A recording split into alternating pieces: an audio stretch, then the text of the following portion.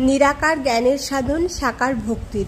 ভক্তির কাছে নিরাকার এনো না, কিছু দেখতে না পেলে ধরতে না পেলে তার ভক্তির হানি হবে। সাকার থেকে চলে আসবে সে নিরাকারে।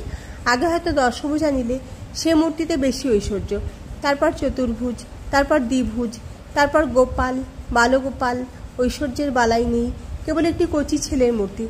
তারপরে আরও ছোট হয়ে গেল একটি শিবলিঙ্গ বা শালগ্রাম। তারপর আর দরকার নেই রূপে, প্রতীক তখন প্রত্যক্ষের বাইরে। তখন মহাব্রহ্মে একটি অখণ্ড জ্যোতি, সেই জ্যোতি দর্শন করেই লয়। কিন্তু তারপর ধ্যান যখন ভাঙবে, জ্ঞানের পর কোথায় এসে দাঁড়াবে? দাঁড়াবে এসে প্রেমে। তখন আবার সাকার চলে আসবে। তখন দেখবে সব জীব ঈশ্বরের প্রতিভাস, জীবের আকারে ব্রহ্ম বিচরণ করছেন। তখন ব্রহ্ম উপাসনা মানে জীব উপাসনা, আর জীবে যে প্রেম, ঈশ্বরে তাই ভক্তি।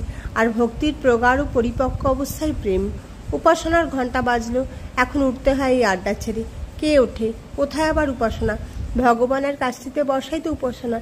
এ কি আমরা ভগবানের কাছটিতে বসে নেই? বেদান্তের বিচারে ব্রহ্ম নির্গুণ, তার কি স্বরূপ কেউ বলতে পারে না? কিন্তু যতক্ষণ তুমি সত্য, ততক্ষণ জগৎও সত্য। ঈশ্বরের নানা রূপও সত্য, ঈশ্বরকে ব্যক্তিবোধও সত্য। দুই সত্য, নিরাকারও সত্য, সাকারও সত্য। কবির বলতো, নিরাকার আমার বাপ, সাকার আমার মা। তুমি কাকে ছেড়ে কাকে রাখবে? নানা রকম পূজা তিনিই আয়োজন করেছেন অধিকারী ভেদে। যার যেমন পেটেশ হয় তেমনই তো পরিবেশন করবেন। বাড়িতে যদি বড় মাছ আসে, মা নানা রকম তরকারি রাঁধেন, যার যেটি মুখে রয়েছে।